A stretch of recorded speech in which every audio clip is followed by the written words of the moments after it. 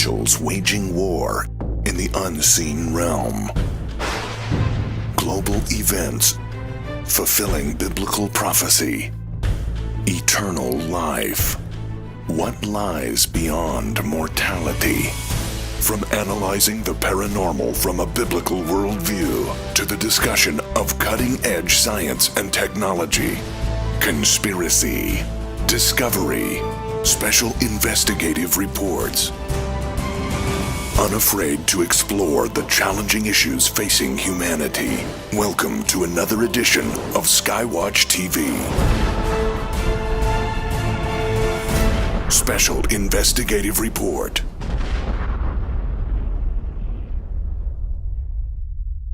For generations, we've depended on science to enhance our lives here on planet Earth, but now the science that we've depended on is fundamentally transforming our world and even what it means to be human. Welcome to Skywatch TV. I'm Derek Gilbert. This is the first of a series that we're calling Genetic Armageddon, as science rewrites the genetic code, not just of humanity, but of the creatures that the Lord has entrusted to us as stewards of His creation. In the coming weeks, you'll hear from experts such as holistic veterinarian Dr. Gene Hovey, talking about how the food that we are feeding our pets is actually rewriting their DNA. We'll also talk about how the Defense Department is researching ways to transform what it means to be human on a very basic level. Today, we'll focus on a new book which will be coming out on November 17th, along with our documentary film, Inhuman, the movie. This is a book that will shock you, it will alarm you, it may make you angry. Dead Pets Don't Lie. Our guests today, the co-authors of the book, Donna Howell and Joe Artis. Welcome. Hi, Derek. Thanks for having us. I'll say again, this is a book that will leave the reader angry, I think. Joe, what was it that came to your attention that led you and Donna to write Dead Pets Don't Lie? We started writing the book after we came into some information that was quite alarming about the underhanded practices of what's going on in the commercial pet food industry. And some of the information, let me just premise right away that as we're sharing some of the things we're going to talk about in this program, I already know in advance that a lot of the viewers of this program will probably hear some of what we have to say, and their initial reaction will be very similar to the reaction that I once had when I was first learning of it, and that is, what? This can't be real, right? They can't make this stuff up, right? Would it shock you, Derek, if I told you that all across the USA, right now, in commercial chain stores, popular, huge chain stores. The big box stores, right, yep. That tons and tons of the most popular commercial pet foods on the market actually contain euthanized dogs and cats. When we have a pet, because we've had to put down several dogs in my lifetime, and it was a difficult experience. But you're telling me that after our dogs passed through the veterinarian's office, there was a good chance that they wound up back in the food chain for other dogs and cats? There's a very strong possibility that they're picked up by what is known as a rendering plant, a rendering company. And what these rendering companies do is they don't want to waste that opportunity to increase their bottom line. This is in fact a source of protein, okay, in the eyes of the commercial manufacturers that are making the food. So why not? Why let those opportunities to gather that meat up go to waste, right? Well, now they're relying, of course, on the fact that they've got these big television campaigns and so forth, and people have this assumption that some or many factions within the government, that there are these benevolent arms of the government that is regulating this, which again is why this whole idea sounds preposterous when you hear it up front. But the idea that the FDA or some other branch of the government is insulating them from these issues, these poisons, these disastrous meats. And of course, many people don't know this, but the chemical pentobarbital that's used when you euthanize a cat or a dog remains in the meat through the rendering process. It survives the rendering process. It survives the rendering process. That's right. And I've got something.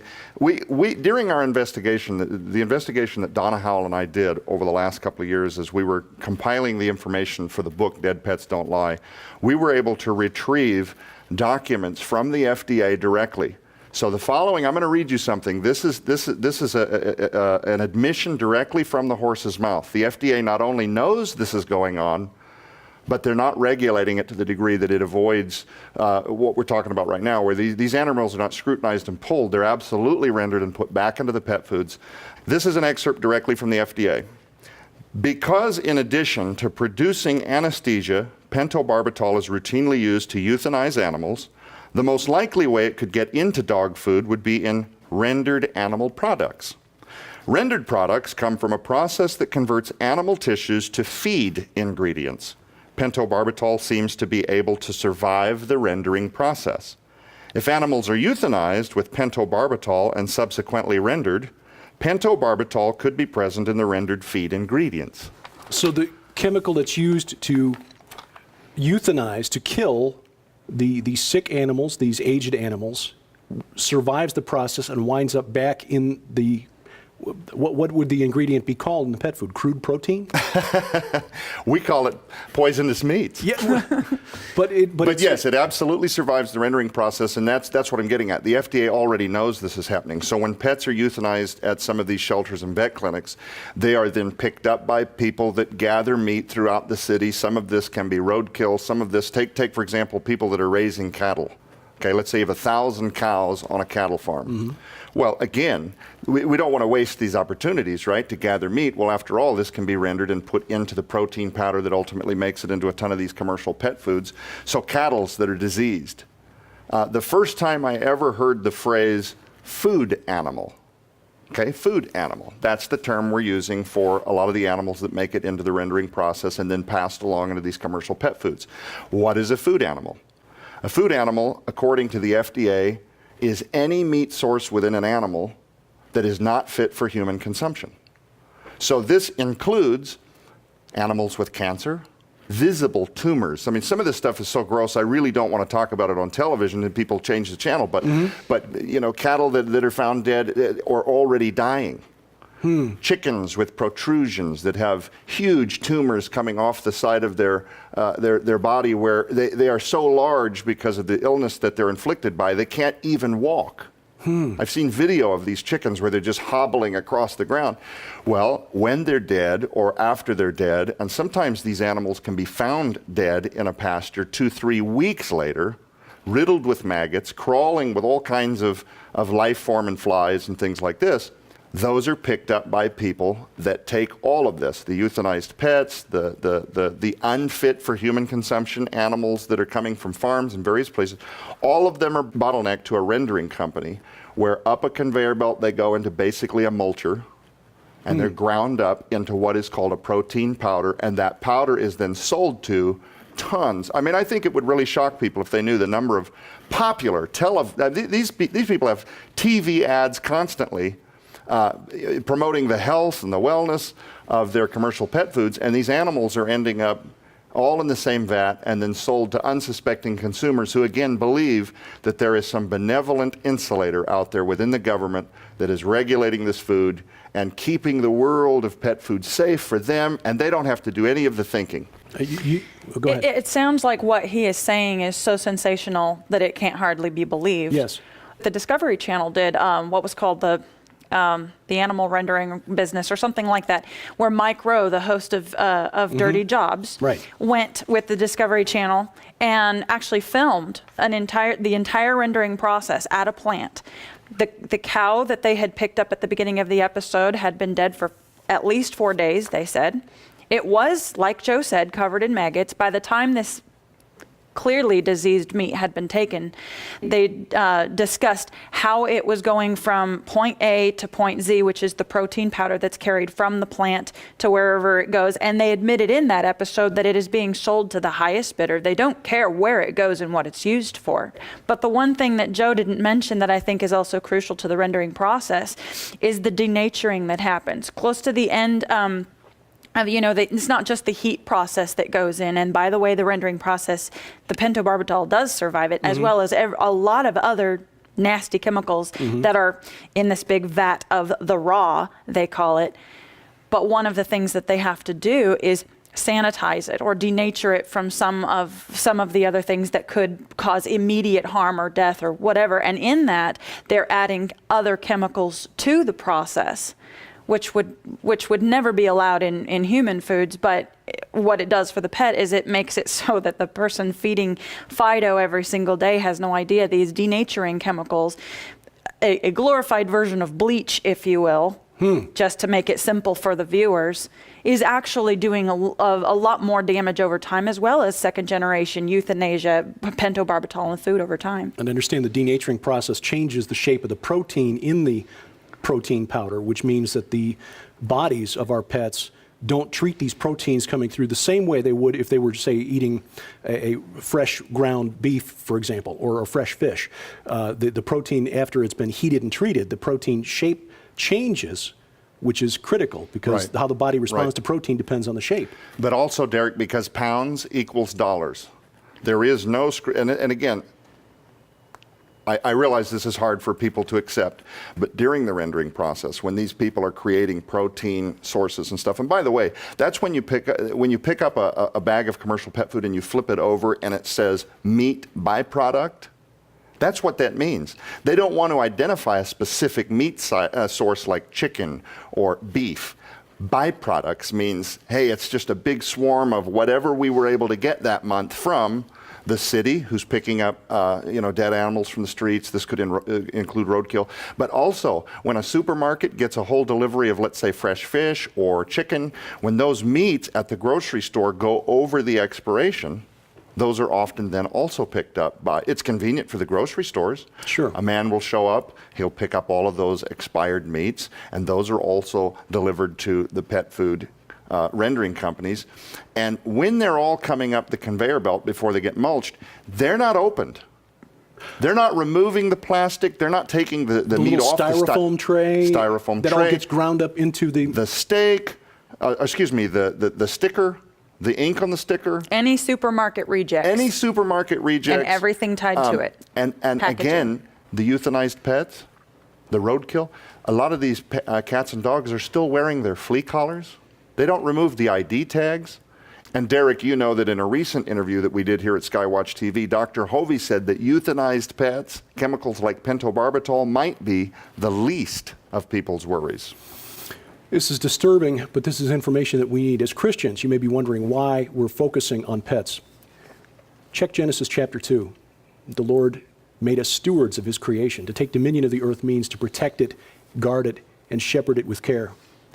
That's why we're focusing on this, and we'll talk more with the authors of Dead Pets Don't Lie as Skywatch TV continues right after this.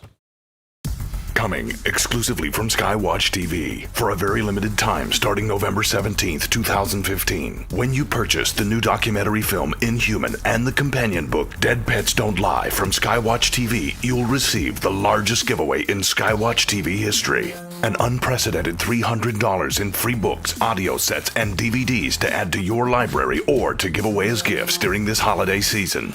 Included in this limited time giveaway are never before offered free audio sets. Over 30 hours of the most sought after interviews in history with global experts combined on a special 2-disc volume set discussing the unfolding genetic Armageddon now underway and what you need to know to survive the future. Featuring Something Transhumanism This Way Comes, The Coming Replacement Humans, The Days of Noah, The Coming Zombie Apocalypse, Conspiracy Theory, Psychotronic Warfare. Also, for a very limited time, in addition to the never-before-offered free best-selling audio sets, if you order before this special offer expires, you'll also receive the multi-part Skywatch TV special investigative report on Inhuman the documentary and Dead Pets Don't Lie, the award-winning book Forbidden Gates, Pandemonium's Engine, the best-selling DVD by dog behavior expert Joe Ardis, The Natural Dog Training Method. The breakthrough book for pet enthusiasts everywhere, Do Our Pets Go to Heaven? 2 additional mystery books with a $40 value. And if you're one of the first 3,000 customers to place your order during this limited time offer, you will also receive, absolutely free, the groundbreaking WorldNet daily film, The Last Pope, featuring Tom Horn. Place your order beginning November 17th, 2015. Altogether, the never-before-offered free 6 full audio series on a 2-disc volume set plus the 5 free books and 2 additional DVDs total an astounding $300 giveaway to add to your library or to give away as gifts during this holiday season. So it's urgent that beginning November 17th, 2015, you order the new documentary film Inhuman and the companion book Dead Pets Don't Lie for only $39.95 to also receive the largest giveaway in Skywatch TV history. But please understand this offer will end without notification and is on a first-come, first-served basis starting November 17th. So be sure to visit skywatchtv.com to follow the countdown to the greatest giveaway in Skywatch TV history. Order the new documentary film Inhuman and the companion book Dead Pets Don't Lie for only $39.95 to also receive the largest giveaway in Skywatch TV history.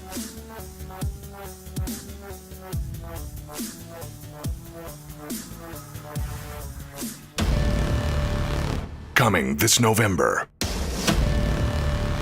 I'm not sure that the world is ready to receive this.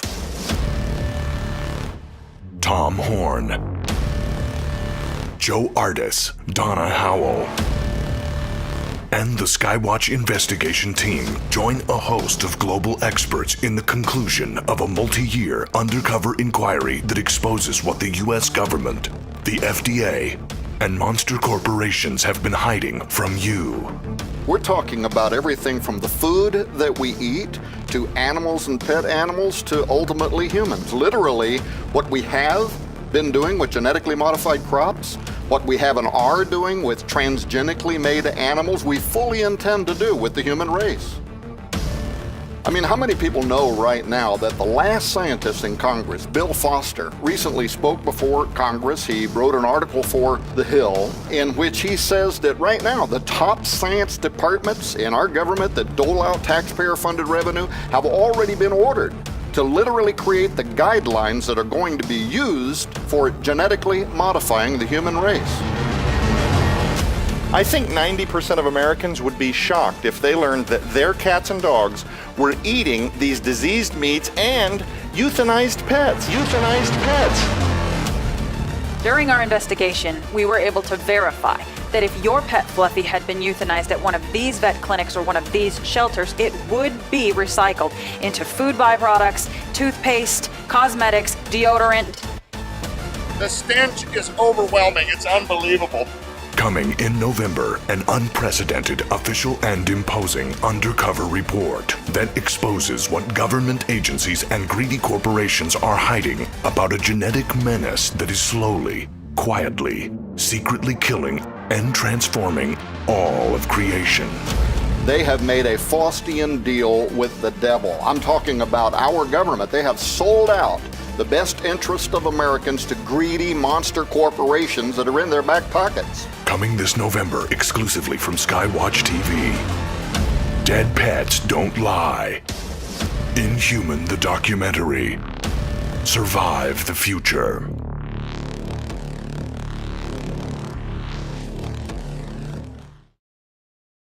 Our series Genetic Armageddon continues on Skywatch TV as we continue looking at the ways science is fundamentally transforming the world around us as we continue our conversation with the co-authors of the new book, Dead Pets Don't Lie, Joe Ardis and Donna Howell. Joe, you left us just before the break. Dr. Gene Hovey, holistic veterinarian that you interviewed for the book, made the comment that what we've been talking about in the first half of the program, that the pentobarbital to euthanize pets, making it into the food chain, maybe the least of pet owners' worries? That's right. I want to share something that we retrieved from the FDA. We were able to retrieve documentation that, in their own words, they not only acknowledge this is happening, but they're not regulating it out of existence. Pentobarbital, the idea that a pet would, because I can see certain pet owners that might feel like, well, you know, if a dog eats a euthanized dog, I mean, wouldn't that happen in the wild? Wouldn't a wolf find another dead wolf or something like that and maybe eat them? But not one that's been poisoned to death. But not one that's been poisoned to death, that's been through the denaturing process where chemicals have bleached the meat, now rendered into with styrofoam trays and dead cattle and maggots and all of these other things. But let me share a couple of the, and this is very popular. This is not a conspiratorial thing. This is not just only if you go to a farm feed store and you find some obscure brand. I'm talking about big commercial chains. A ton of those pet foods are being preserved for unnaturally long shelf lives to help the person manufacturing it improve their bottom line. It gives them a larger window in which to sell the food. They're being preserved with chemicals that are just absolutely outrageous. They're devastating. The ramifications are devastating to the pet. And again, this is directly from some of the resources we were able to pull from the FDA. One chemical, I'm going to give you a couple examples of dozens. Propylene glycol, used in pet foods to stabilize moisture, inhibit bacterial growth, maintain texture, and used as a sweetener. Okay, so that the pet is like, wow, this tastes really good. I'm wildly excited about it. It is largely considered one of the most dangerous preservatives in pet foods. It also happens to be a well-known ingredient in antifreeze. I was going to say, that sounded familiar, and that's why we're told when you've got antifreeze around to keep it away from pets, because the sweet taste will attract them and that's right. Kill them. That's right, but see, when a person buys pet food and they take it home to see if Fluffy enjoys it, and Fluffy's just so ravenous about it, you know, animals are going to often eat based on smell and taste. Mm-hmm. So they're going to eat this stuff ravenously, and it's going to leave the person who bought the pet food with this impression, well, this must be a good one. It is known to cause illness in canines, can inhibit growth of an animal's good bacteria. This is why a lot of people will take probiotics. Mm-hmm. Can cause blockage or cancerous lesions in the intestines because of its use in moisture control. Considered to cause the most overlooked issues in canine health, including itching, dryness of skin. I saw that a lot. And do see it a lot when I'm in the field working with canines, various clients. You see that a lot. Dryness of skin, and you often find that they're feeding these cheap commercial dog foods. Dehydration, hair loss, anemia, and irregularities in the mouth, teeth, and gums, listed as GRAS by the FDA. Generally regarded as safe. Generally regarded as safe. Generally recognized as safe. Let me give you another really quick example. This is going to blow your mind. TBHQ is another very popularly used preservative in pet food, used as a preservative as well as an ingredient in explosives, varnishes, resins, and lacquers. And I don't mean to sound condescending, I really don't. It's just that I almost, as I'm reading this material directly from the FDA, I mean, it leaves me with this impression that, is there no limit? Is there seriously no limit to what they will allow to be used in commercial pet foods? Contains petroleum-derived butane, links to precancerous stomach tumors in labs, can cause damage to your DNA, considered safe by the FDA for use in pet food. Yeah, and as we talked, we found out from Dr. Hovey that a recent study showing that dogs have expressed more genes that allow them to process carbohydrates, enzymes that allow them to process carbohydrates. It's not necessarily dogs were created to eat corn-based kibble. It's because we've been feeding them corn-based kibble. We're changing their DNA to adapt to the food that we've been given. That's right. Yeah. Donna, speaking of how long this can go on and how much is allowed, there's a chapter in the book called The Pass the Buck Regulation Game. What do you mean by that? There's kind of a game of finger pointing that goes on in the pet food industry. The only regulatory authority, period, is the FDA. But let's say that, you know, John Smith decides that he wants to start a pet food company. He goes to the FDA and says, what is required? Straight off the FDA website, it's cited several times in the book, there is no pre-market approval necessary. Absolutely no pre-market approval required by the FDA. Really? You can see it on their website. So John Smith says, well, if I don't need anything from the FDA, what are they at least suggesting I follow? The FDA points a finger at both the PFI, the Pet Food Institute, and AAFCO. So John Smith goes to these two different websites and says, okay, what is required of me? What do I got to do? The first thing that both AAFCO and PFI say at the top of their website is we don't have any regulatory authority. We exist to create really, really high standard suggestion laws. We suggest that you follow these. We really hope you do, because if you follow all of these little laws and policies and regulations as far as, you know, the high standards of pet food, this is going to be your healthiest food. Mm-hmm. So John Smith says, okay, thank you, AAFCO, for your suggestion, but if it's not regulated, I'm not going to follow that because I'm John Smith and I'm going to cut corners. Mm-hmm. So forget you, AAFCO. What does PFI say? Same exact thing as AAFCO.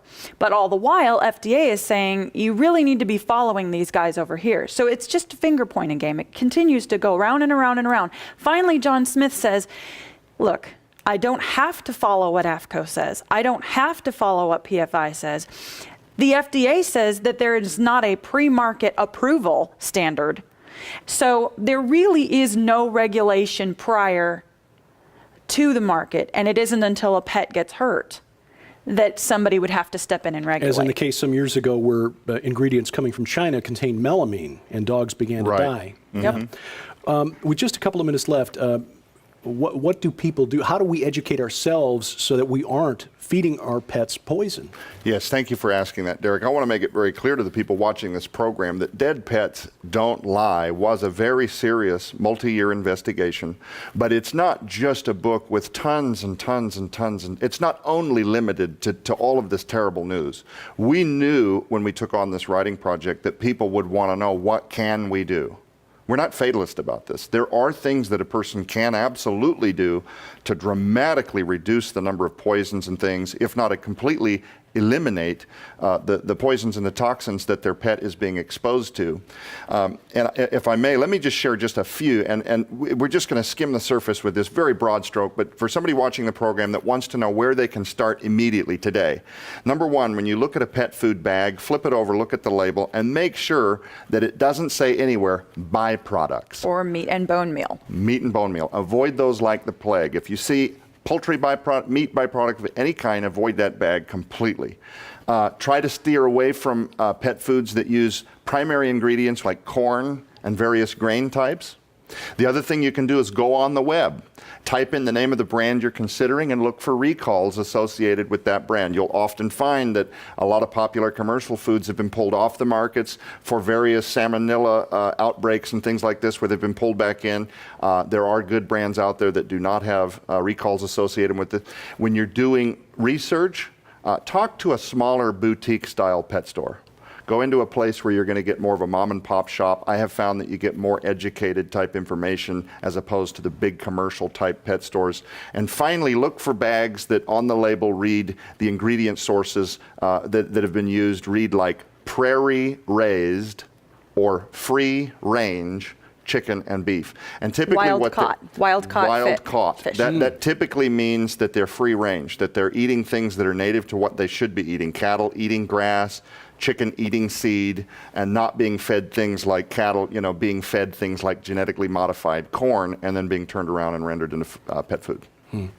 It's startling, it's stunning, and frankly, it's infuriating that this is allowed to go on. Dead Pets Don't Lie, an important new book from Donna Howell and Joe Artis, be released on November 17th, and along with Inhuman, the next and final phase of man is here, documentary film from Skywatch TV. Part of our series on genetic Armageddon. Science can be used for good things, but it can also be used to fundamentally transform God's creation. We thank you for watching. As we keep watch, I'm Derek Gilbert, and this is Skywatch TV.